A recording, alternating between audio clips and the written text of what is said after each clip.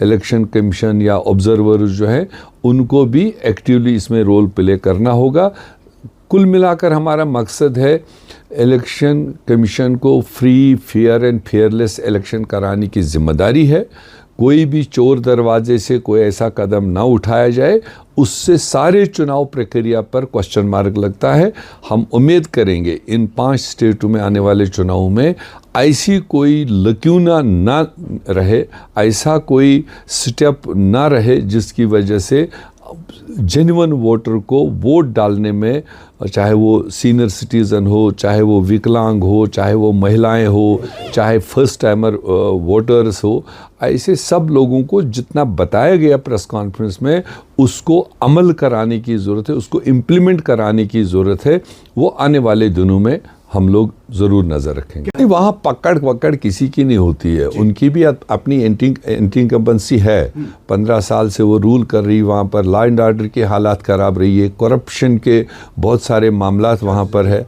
और same type Bharatiya Janata party जिस तरह से चढ़ के और सारी मशीनरी यूज़ करके, जो गवर्नमेंट मशीनरीज़ को यूज़ करते हैं, अभी तक तो यही माना जाता है जिस तरह का ये 60 लाख लोगों का फेट अंडर क्वेश्चन रखा है, ये भी तो एक वोट चोरी है। ये तो वोट चोरी का एक हिस्सा है।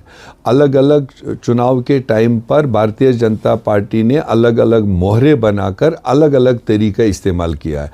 जैसे बिहार में तो कौन सा अंकुश लगाया इलेक्शन कमीशन ने उसको।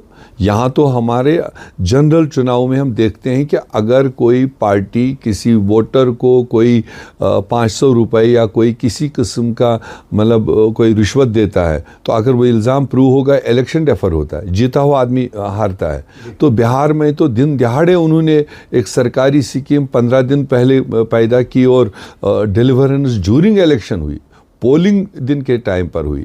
तो वो भी एक किस्म का एक इलेक्शन चोरी का एक हिस्सा था। और यहाँ पर अभी हम देखेंगे कि अगर इलेक्शन कमीशन या उससे मुंसलिक जितने भी एडमिनिस्ट्रेटिव ऑफिसर्स हैं वो मतलब बेलूस होकर, न्यूट्रल होकर काम करेंगे और चुनाव साफ शफाफ हो, डेफिनेटली बंगाल के लोग बहुत संजीदा लोग हैं, बहुत होशियार लोग हैं। उनका अपना कल्चर है, उनके अपने तरीके हैं, धर्म के अपने अलग तरीके हैं, इसलिए वहाँ पर किसी की दाल नहीं गलनी है, चाहे वो किस तरह भी करेंगे।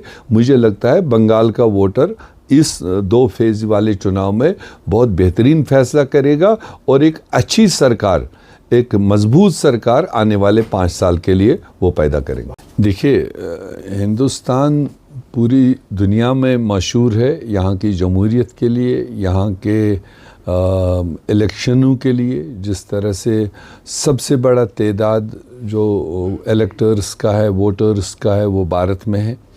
और हमेशा यहाँ का चुनाव एक फेस्टिवल के तौर पर होता आया है।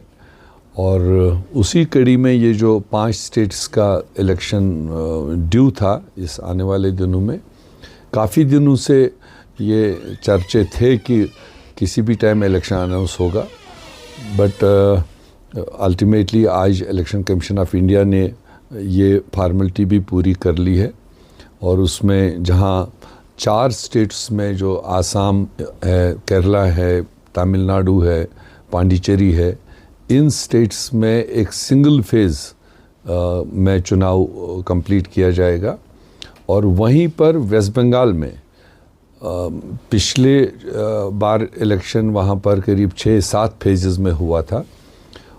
और इस बार चूँकि हमारी डिमांड थी वेस्ट बंगाल में भी एक फेज़ का चुनाव होना चाहिए, क्योंकि उससे क्या है कि जो वहाँ पर जो मोबाइल वोटिंग होती थी, मोबाइल एक फेज़ में चुनाव होने के बाद वहाँ से मोबाइल जो एलिमेंट्स, बैड एलिमेंट्स होते थे वो दूसरे फेज़ में ट्रांसफ़र होते थे, दूसरे फेज़ से तीसरे फेज़ में होते थे, जिसकी वजह से अक्सर आपने सुना होगा वेस्ट बंगाल में पोलिंग के दिन पर काफ़ी अफरा तफरी, काफ़ी खून खराबा, काफ़ी मारदाड़ होता था।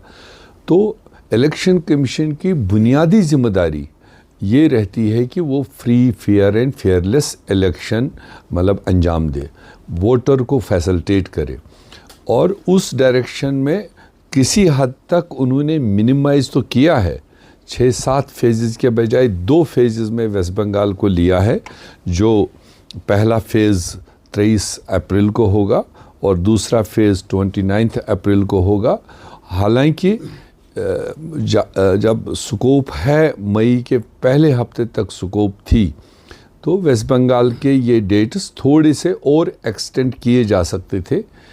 उसका रीज़न है कि अभी वहाँ 58 लाख वोटर्स जो है, जो एजुकेशन में अभी है, सस्पेंस में है, जो होल्ड पर है, जिसके लिए सुप्रीम कोर्ट ऑफ इंडिया ने वहाँ पर जुडिशरी के ऑफिसर्स वहाँ डिप्यूट किए हैं, क्योंकि इलेक्शन कमीशन के स्टेट मिशनरी के लोगों ने फेयरली वो काम नहीं किया। With the result supreme court को उसमें इंटरवीन करना पड़ा।